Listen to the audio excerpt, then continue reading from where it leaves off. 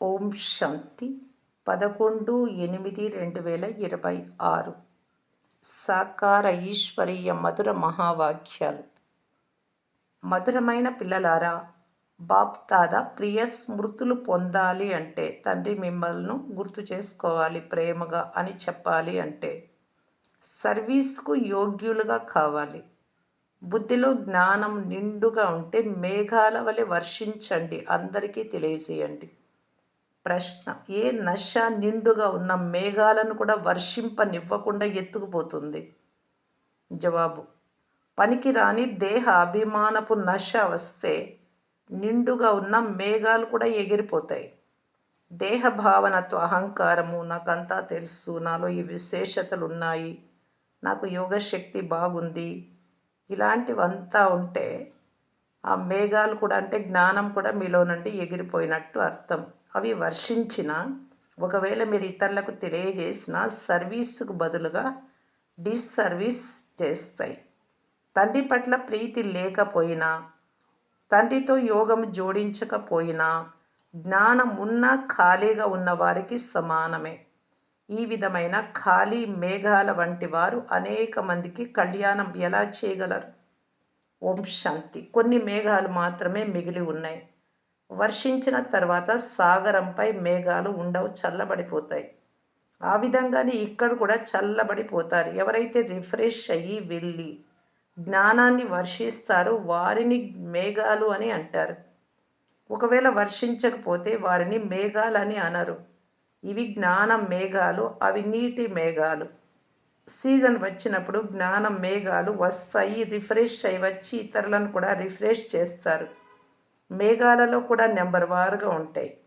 కొన్ని మేఘాలు చాలా తీవ్రంగా వర్షిస్తాయి.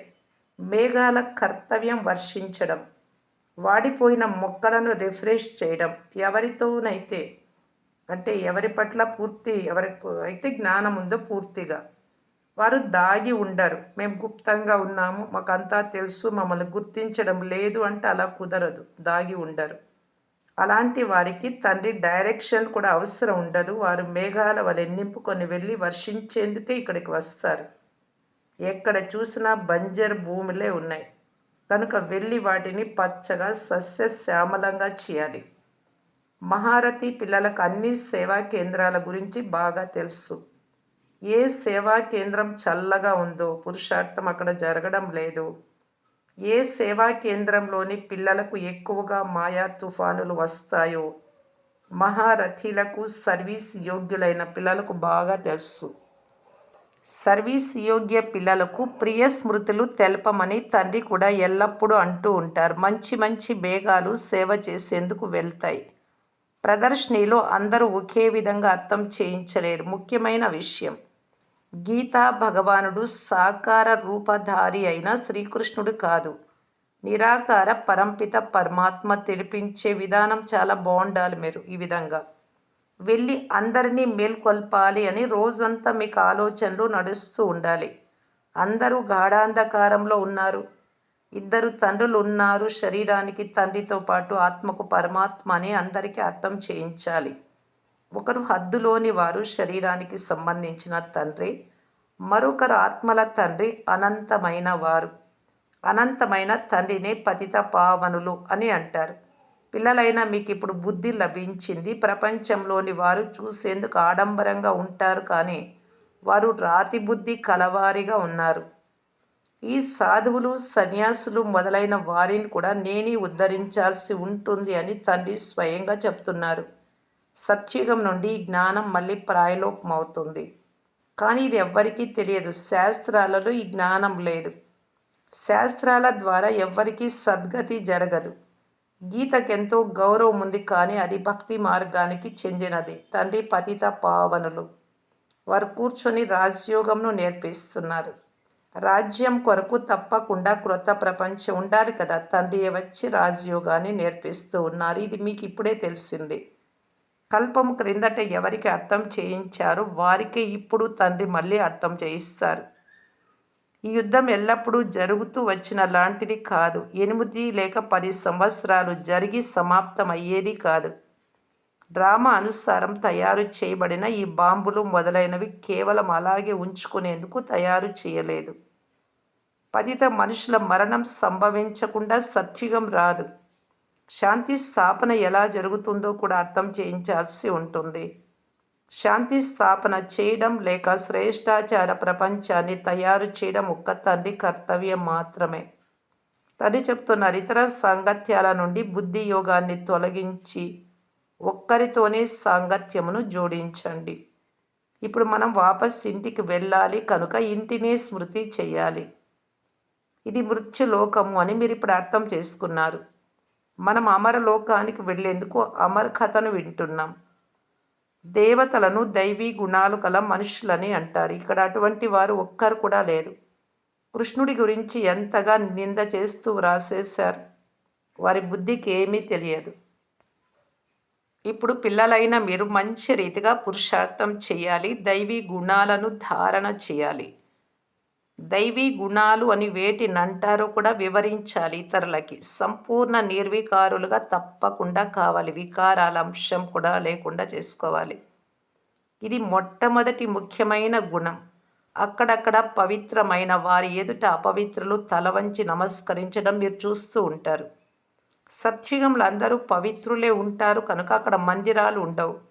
పూజారులుగా అయిన తర్వాత ద్వాపరయుగం నుండి మందిరాలను నిర్మిస్తారు. ఈ పురాతన ప్రపంచాన్ని, పురాతన శరీరాన్ని కూడా మర్చిపోవాల్సి ఉంటుంది. ఈ పురాతన ప్రపంచం ఇప్పుడు సమాప్తం అవ్వనున్నది. ఇది సమాప్తమయ్యేందుకు కూడా ఎక్కువ సమయం పట్టదు. ఈ పురాతన ప్రపంచం, ధనం, వ్యాపారాలు, వస్తువులు, రాజ్యం అన్నీ సమాప్తమయ్యే ఉన్నాయి. ఇక కొద్ది రోజులు మాత్రమే మిగిలి ఉన్నాయి. ఈ పురాతన ప్రపంచం సమాప్తం అవుతుంది అని ప్రపంచంలోని వారు ఎవ్వరికీ తెలియదు. మీరు తెలుసుకున్నారు, కానీ విశ్వాసం ఉండాలి కదా. భగవాను వాచ్ అని ఎప్పుడు అర్థం చేసుకుంటారో అప్పుడే బుద్ధిలో కూర్చుంటుంది. పిల్లలైనా మీకు తండ్రి చెప్తున్నారు, మిమ్మల్ని మీరు ఆత్మలుగా భావించి తండ్రినైనా నన్ను స్మృతి చెయ్యండి. అనంతమైన తండ్రి మనకు రాజయోగం నేర్పిస్తున్నారు అని పిల్లలకు తెలుసు. వారు సర్వాత్మలకు తండ్రి. ఆత్మలందరూ సోదరులు. స్వర్గంలో సోదరులందరూ సుఖంగా ఉండేవారు. కలియుగంలో సోదరులందరూ దుఃఖంలో ఉన్నారు. ఆత్మలందరూ నరకవాసులుగా అయ్యారు. కేవలం ఆత్మ మాత్రమే ఉండదు, శరీరం కూడా ఇక్కడ కావాలి కదా. పిల్లలైనా మీరు ఇప్పుడు ఆత్మ అభిమానులుగా కావాలి. ఇందులోనే శ్రమ ఉంది. ఇదంత ఈజీ ఏం కాదు. పరంపిత పరమాత్మయే చదివిస్తున్నారు అని మొదటే నిశ్చయం అయితే అవస్థ దృఢంగా తయారైపోతుంది. శివ బాబా ఈ శరీరము ద్వారా చదివించేందుకే వస్తారు. మీరు కూడా శరీరము ద్వారానే విని ధారణ చేస్తారు. సంస్కారాల అనుసారంగానే ఒక శరీరాన్ని వదిలి మరొక దారిని తీసుకుంటారు. తండ్రి యుద్ధం చేసేవారి ఉదాహరణ ఇస్తారు.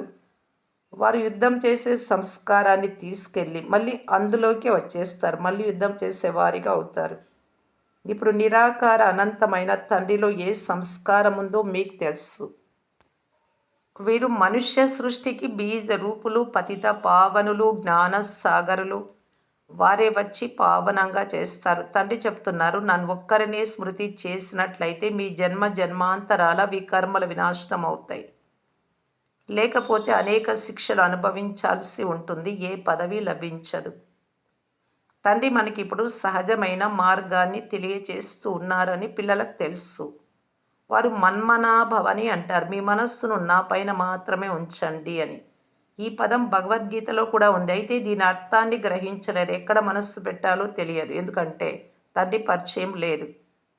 నన్ను ఒక్కరిని స్మృతి చేయండి అని తండ్రి చెప్తున్నారు. దేహ సహితం దేహ సర్వధర్మాలన్నింటినీ వదిలి మిమ్ములను మీరు ఆత్మలుగా భావించి పరంపిత పరమాత్మనైనా నన్ను స్మృతి చెయ్యండి.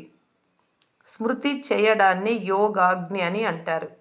యోగం అనేది సాధారణమైన పదం. గీతలో కూడా ఉంది, కానీ కృష్ణుడి పేరు వేసినందున గాఢాంధకారం చేసేశారు. ఇప్పుడు మీరు దీనిని అర్థం చేయించేందుకు వెళ్తే ఇదంతా వీరి కల్పన అని అంటారు.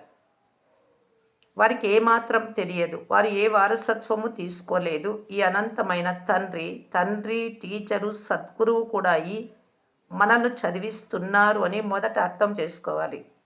ఈ నిశ్చయం కూడా దృఢంగా ఉండాలి.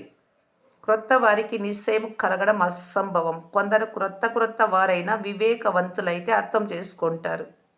మరికొందరు ఇక్కడికి వచ్చేందుకు కూడా ఇష్టపడరు. వారికి ఏమీ అర్థం కాదు, కొంచెం కూడా బుద్ధిలోకి వెళ్ళదు. ఇంతమంది బీకేలు ఉన్నారు అంటే బ్రహ్మకుమారీలు, తప్పకుండా వీరికి తండ్రి ద్వారా వారసత్వం లభించి ఉంటుంది కదా. ఇదొక కుటుంబం, పరివారం అయినట్లే. బ్రహ్మకుమారీలు అని వ్రాశారు కూడా. మరి పరివారం అయినట్లే కదా. ప్రజాపిత బ్రహ్మ పరివారం ఎంత పెద్దది, కానీ ఈ విషయం ఎవరి బుద్ధిలోకి రాదు. మీ ఉద్దేశ్యం ఏమిటి అని ఎవరైనా ప్రశ్నిస్తే వారికి వెలుపల బోర్డు మీద ప్రజాపిత కుమారీలు అని వ్రాయబడి ఉంది కదా అని చెప్పండి. మరి కుటుంబం అయినట్లే కదా, తాతగారి నుండి వారసత్వం లభిస్తుంది. శివబాబా ప్రజాపిత బ్రహ్మ నోటి ద్వారా రచనను రచిస్తారు. మరి వారు క్రియేటర్, రచయిత అయినట్లే కదా. స్వర్గాన్ని రచిస్తారు అంటే తప్పకుండా పిల్లలకు స్వర్గ వారసత్వాన్ని ఇస్తారు. మరి ఇది కుటుంబమే. తండ్రి, పిల్లలు మరియు తాత, బ్రహ్మబాబా, శివబాబా, మనము. బ్రహ్మ కూడా ఉన్నారు, శివబాబా కూడా ఉన్నారు. వారు రచయిత అయ్యారు. శివుడు నిరాకారుడు కనుక పిల్లలకు వారసత్వాన్ని ఎలా ఇస్తారు? బ్రహ్మ ద్వారా వారసత్వాన్ని ఇస్తారు. దీనిని బాగా అర్థం చేయించాలి. ఇది మీ తండ్రి ఇల్లు అని చెప్పండి. మధుబన్ను. దీన్ని రుద్ర జ్ఞాన యజ్ఞం అని అంటారు. మేం బ్రాహ్మణులం. తండ్రి తప్ప ఇంకెవ్వరూ రాజయోగంను నేర్పించలేరు. మన్మనాభవని గీతలో కూడా ఉంది. అనగా నన్ను ఒక్కరిని స్మృతి చేయండి అని అర్థం. కనుక మేము ఆ తండ్రిని స్మృతి చేస్తున్నాము అని చెప్పండి. మీరు వస్తే మీకు సమర్పణం అవుతాము అని, మీ వారిగా అవుతాము అని భక్తి మార్గంలో పాడతారు. ఆత్మలైన మేము ఈ దేహాన్ని వదిలి మీ జతలో వచ్చేస్తాము. మీ వారిగా అయ్యాము అంటే తప్పకుండా మీ జతలో కూడా వస్తాం. వివాహం చేసుకున్న తర్వాత ప్రియుడి జతలో తీసుకెళ్తాడు కదా. ప్రియుడైన శివుడు కూడా నేను మిమ్ములని ఈ దుఃఖము నుండి విడిపించి సుఖధామంలోకి తీసుకెళ్తాను అని అంటారు. మళ్ళీ ఇక్కడి మీ పురుషార్థం అనుసారం అక్కడికి వెళ్ళి రాజ్యం చేస్తారు స్వర్గంలో. జ్ఞానధనమును ఎవరెంత ధారణ చేస్తారో వారు అంత ఉన్నతమైన పదవిని పొందుతారు. చిన్న చిన్న కుమారీలు కూడా సేవ చేస్తున్నారు. వారే గొప్ప గొప్ప పండితులు, విద్వాంసులు మొదలైన వారికి అర్థం చేయించాలి. ఈ విధమైన ఉత్సాహం ఉండాలి సేవ చేయాలి అని. కుస్తీ పోటీలు జరుగుతున్నప్పుడు మేము వీరి జతలో పోట్లాడతాము అని గొప్ప గొప్పగా సవాల్ చేస్తూ ఉంటారు, ఓడిస్తాము అని. సర్వీస్ యోగ్యమైన పిల్లలు విశ్రాంతిగా నిద్రించరాదు. విశ్రాంతి తీసుకోవడం తగదు. స్వయాన్ని మహారథులమని భావించు వారెవరూ విశ్రాంతిగా నిద్రించరాదు. సర్వీస్లో తిరుగుతూ ఉండాలి. ఈ రోజుల్లో బాబా చాలా ప్రదర్శనలు ఏర్పాటు చేయిస్తున్నారు. గొప్ప గొప్ప వారిని ఆహ్వానించండి. ఇప్పుడు రాలేదు అంటే చివరిలోనైనా వస్తారు. సాధువులు, సన్యాసులు, మహాత్ములు ఎవరైనా కానీ వారిని మేలుకొల్పుతూ ఉండండి. కానీ తగిన విధంగా సంభాషణ చేసే మహారథులు కూడా కావాలి. ఎవరికైతే తండ్రితో యోగం లేదో, ప్రీతి లేదో వారు ఖాళీ మేఘాల వంటి వారు. వారేం చెప్తారు, వారేం చేస్తారు? బాగా చదువుకున్న వారి ఎదుట చదవని వారు బరువులు మోయాల్సి ఉంటుంది అని తెలుసు కదా. మీరు ఎంతవరకు చదువుకున్నారో ప్రతి ఒక్కరూ స్వయాన్ని అర్థం చేసుకోగలరు. సర్వీస్ చేసి చూపాలి. ఒకవేళ నిండి ఉన్న మేఘమైనప్పటికీ వర్షించకపోతే మీకు అంతా తెలుసు, జ్ఞానం బాగా అయినా చెప్పలేకపోతే మేఘమై ఉండి ఏం లాభం? ప్రతి ఒక్కరికి సొంత తెలివి ఉండాలి. వ్యర్థమైన దేహ అభిమానం యొక్క నశాలు ఉంటే సదా కొరకు ఉన్నతమైన పదవిని పోగొట్టుకుంటారు. బాబాకు సర్వీస్ గురించి ఎంతో ఉత్సాహం ఉంది. మాకు విశాలమైన సభాభవనం హాలు ఇవ్వమని, అందులో మేము ఆత్మిక సేవ చేసి మనుషులను దేవతలుగా తయారు చేస్తామని ప్రభుత్వాన్ని కూడా అడగాలి. తండ్రి రాజయోగాన్ని నేర్పించేందుకే వచ్చారు, కానీ గవర్నమెంట్ వారికి యుక్తియుక్తంగా అర్థం చేయించాలి. ఉపన్యసించడం గురించే తెలియని వారు ఎలా అర్థం చేయించగలరు? అలాంటి వారు ఉన్నతమైన పదవిని పొందలేరు. ఎవరైతే బాగా సర్వీస్ చేస్తారో వారి ఉన్నత పదవి పొందగలరు.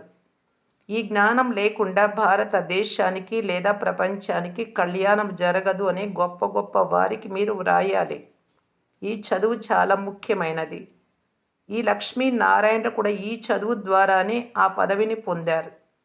క్రితం జన్మలో రాజయోగాన్ని నేర్చుకున్నారు. మనం కూడా ఇప్పుడు ఇక్కడ చదువుకుంటూ ఉన్నామని మీకు తెలుసు. పాఠశాలలు విద్యార్థులు మేము ఈ పరీక్ష వ్రాసి పాస్ అయి వెళ్ళి ఇలా అవుతాము, ఒక డాక్టరో ఇంజనీరో ఏదో ఒకటి భావిస్తారు కదా. అలాగా మీకు లభిస్తున్న ఈ జ్ఞానం ఈ ప్రపంచం కొరకు కాదు. మీరు భవిష్య 21 జన్మల ప్రాలబ్ధాన్ని తయారు చేసుకునేందుకే చదువుకుంటూ ఉన్నారు. వారు ఈ జన్మలో సుఖాన్ని పొందేందుకు చదువుకుంటూ ఉన్నారు. ఆ చదువు కూడా చదువుకోవాలి, జతలు ఈ చదువును కూడా చదువుకోవాలి. ఇందులో భయపడాల్సిన అవసరం లేదు. ఆధ్యాత్మిక చదువుని ఎందుకు స్వీకరించరాదు? చిత్రాలను తీసుకుని వెళ్ళి అర్థం చేయించాలి. ఈ జ్ఞానాన్ని అర్థం చేసుకోవడం ప్రతి ఒక్కరికి అవసరం అని చెప్పండి. కానీ పిల్లలు ఇప్పటికీ తయారు కావటం లేదు. ఉద్యోగము మొదలైన బాధ్యతలలోనే చిక్కుకొని ఉన్నారు. బంధన ముక్తులైన వారే సర్వీస్లో నిమగ్నం అవ్వాలి. అందరూ శ్రీమతమును అనుసరించరు. మధ్యలో మాయ ఉపద్రవాలను కలుగజేస్తుంది. కొంతమంది పిల్లలకు చాలా ఉత్సాహం ఉంది, కానీ మేము వెళ్ళి అనేక మందికి కళ్యాణం చెయ్యాలి అనే నష ఎక్కడం లేదు. పిల్లలు పెద్దవారైనప్పుడు సేవ చేసేందుకు ఎందుకు గుటకలు మింగాలి, ఎందుకు వెనుకడుగు వేయాలి గుటకలు మింగడం అంటే? ఇలా బాబా కూడా భావిస్తారు. మేము భారతదేశాన్ని ఉద్ధారం చెయ్యాలి అని చెప్పవచ్చు. సత్యమైన సేవ చేసి మనుషులను దేవతలుగా చేయాలి. వీరెందుకు నష ఎక్కించుకోవడం లేదు అని బాబాకు ఆశ్చర్యం కలుగుతుంది. కనుక రజో బుద్ధి కలవారిగా ఉన్నారు అని బాబా అంటారు. ఇది చాలా మంచి అవకాశం. చాలామందికి జ్ఞాన అహంకారం చాలా ఉంది. అందువలన చాలా డిస్సర్వీస్ కూడా చేస్తారు, బాబా పేరు చెడగొడతారు. ఇలాంటి వారు కూడా చాలామంది ఉన్నారు. దీనిని గురించి మధురమైన శివబాబాకు, అతడి రథమైన బ్రహ్మబాబాకే తెలుసు. రాహు దశ కూర్చుంటుంది. బృహస్పతి దశ తొలగి రాహు దశ కూర్చుంది. ఒక్కోసారి చూస్తే బాగా నడుస్తూ ఉంటారు, మరోసారి చూస్తే గ్రహచారం కూర్చొని ఉంటుంది, క్రింద పడిపోతారు. పిల్లలు చాలా సాహసము ధైర్యము కలిగి ఉండాలి. మేము ఈ భారతదేశాన్ని స్వర్గంగా చేసే తీరుతాము అని ప్రతిజ్ఞ చేయాలి. మీ ధర్మం ఏమిటి అంటే నరకవాసులను స్వర్గవాసులుగా చేయడం, భ్రష్టాచారులను స్వర్గవాసులుగా చేయడం. బాబా చాలా బాగా నష ఎక్కిస్తారు, కానీ పిల్లలలో నెంబర్ వారుగానే నష ఎక్కుతుంది. మంచిది. మధురాతి మధురమైన అపురూపమైన పిల్లలకు మాతాపిత బాప్దాదాల ప్రియ స్మృతులు మరియు గుడ్ మార్నింగ్. ఆత్మిక పిల్లలకు ఆత్మిక తండ్రి నమస్తే. ధారణ కొరకు ముఖ్య సారము. ఫస్ట్ పాయింట్, బంధన ముక్తులుగా ఈ భారతదేశానికి సత్యమైన సేవ చేయాలి. ఆత్మిక సేవ చేసి మనుషులను దేవతలుగా తయారు చేయాలి. జ్ఞాన అహంకారంలోకి రాకూడదు. ఆత్మిక నశలో ఉండాలి. సెకండ్ పాయింట్, నిశ్చయ బుద్ధి కలవారిగా మొదట తమ అవస్థను దృఢంగా చేసుకోవాలి. దేహ సహితం కనిపించే వాటిని అన్నింటి నుండి బుద్ధి యోగాన్ని తొలగించి ఒక్క తండ్రితోనే జోడించాలి. వరదానము, చెయ్యడము మరియు చెప్పడం ఈ రెండింటినీ సమానం చేసి క్వాలిటీ సేవ చేసే సత్యమైన సేవాధారీ భవ. ముందు చెయ్యాలి, తర్వాత చెప్పాలి అనే అటెన్షన్ సదా ఉండాలి. చెప్పడం సులభమే, చేయడంలో కష్టం ఉంది. కష్టానికి ఫలం మంచిగా ఉంటుంది, కానీ ఇతరులకు చెప్పి స్వయం చేయకపోతే సేవతో పాటు డిస్సర్వీస్ కూడా ప్రత్యక్షం అవుతుంది. ఎలాగైతే అమృతంలో ఒక బిందువు విషం పడినా అమృతమంతా విషం అయిపోతుందో, అలా ఎంత సేవ చేసినా ఒక చిన్న తప్పు సేవను సమాప్తం చేసేస్తుంది. అందువలన మొదట స్వయంపై గమనం ఉంచండి, అప్పుడు సత్యమైన సేవాధారి అని అంటారు. స్లోగన్, అనేకతలో ఏకతను తీసుకురావటం, పాడైపోయిన దానిని బాగు చేయడం, ఇది అన్నింటికంటే పెద్ద విశేషత. అవ్యక్త సూచన, అపవిత్రత యొక్క బీజాన్ని కూడా సమాప్తం చేసి సంపూర్ణ స్వచ్ఛంగా పవిత్రంగా కావటానికి బాప్దాదా తెలియజేస్తూ ఉన్నారు. ఎప్పుడైతే అపవిత్రత అనగా మహాశత్రువైన కామం స్వప్నము లేక సంకల్పంలో కూడా దాడి చెయ్యదో, అప్పుడు డబల్ అహింసకులని అంటారు. సదా భాయి భాయి సోదర సోదర స్మృతి సహజంగా మరియు స్వతహాగా స్మృతి స్వరూపంలో ఉండాలి. ఎప్పుడు తమ సంపూర్ణ సతోప్రధాన స్థితి నుండి క్రిందకు దిగజారి స్వయాన్ని హత్య చేసుకోవడం లాంటిది ఇది. ఆత్మ యొక్క అసలైన గుణస్వరూపం మరియు శక్తి స్వరూప స్థితి నుండి క్రిందకు రావటం అనగా విస్మృతి చెందడం, మర్చిపోవడం. ఇది కూడా పాపపు ఖాతాలో జమ అవుతుంది. కనుక చాలా జాగ్రత్త వహించాలి అంటున్నారు బాబా. ఓం శాంతి.